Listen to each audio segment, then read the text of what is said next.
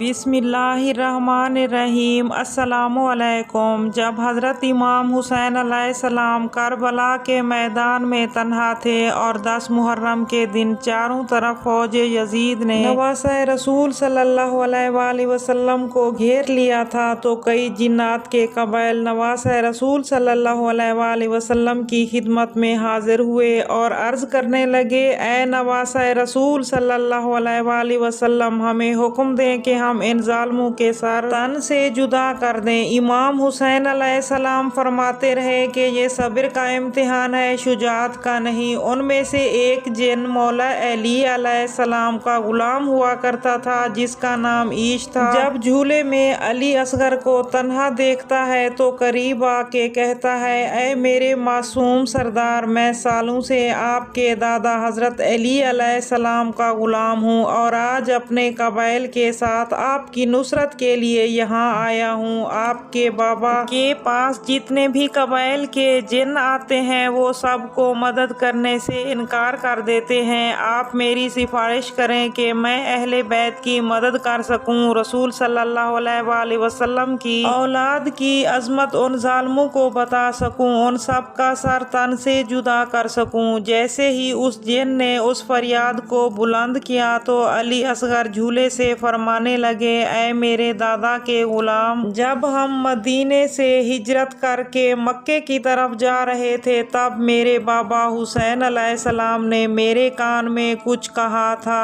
ان الفاظ کے بعد تمام اہل بیت نے ارادہ کر لیا تھا کہ ہم اپنے امام کی آواز پر لبیک کہیں گے۔ تو وہ جن کہنے لگا، اے میرے معصوم شہزادے، مولا حسین علیہ السلام نے آپ کے کان میں کیا فرمایا تھا؟ معصوم علی اصغر جھولے سے فرمانے لگے، میرے بابا حسین نے فرمایا تھا، اے اصغر، تیری قربانی کے بغیر میرے نانا کی شریعت کا بچنا ناممکن ہے۔ اللہ تعالیٰ کی مرضی یہ ہے کہ ہم اہل بیت کے سروں کو کاٹ کر نیزوں پہ بلند کیا جائے، ہمارے جسم پر گھوڑے دوڑائے جائیں۔ اے اصغر، جب آپ کے چھوٹے سر کو کاٹ کر نیزے پر بلند کیا جائے گا اور تمہارے چہرے کا تبسم چیخ چیخ کے رسول اللہ کی نبوت کی گواہی دے گا تو کوئی بھی ظالم تیرے نانا کی نبوت پہ شک نہ کر پائے گا۔ میں نے اپنے نانا سے سنا تھا کہ حسین تیرے ایک معصوم بچے کی شہادت تیرے تمام سپاہیوں کی شہادت سے زیادہ وزن رکھے گی۔ اے جن، ہم اپنے اللہ سے وعدہ کر کے یہاں آئے ہیں کہ ہم اس کے رسول کی شریعت کے لیے، اس کی نبوت کی گواہی کے لیے اپنا سب کچھ قربان کر دیں گے۔ جاؤ تم دیکھو کہ ہم کس طرح اپنے اللہ کی رضا کو تسلیم کرتے ہیں، اسلام کی بقا کے لیے کس طرح اپنے سروں کو کٹواتے ہیں۔ جیسے ہی اس جن نے حضرت علی اصغر کے اس ایمان کو دیکھا تو وہ فوراً سجدے میں گر گیا اور اللہ تعالیٰ کی وحدانیت کا اقرار کرنے لگا، رسول صلی اللہ علیہ وآلہ وسلم کی نبوت کو تسلیم کرنے لگا کہ بے شک جس دین کے محافظ ایسے ہوتے ہیں اس دین کی صداقت کو تا قیامت کوئی جھٹلا نہیں سکتا۔ سلام ہو کربلا کے ننھے شہید علی اصغر پر۔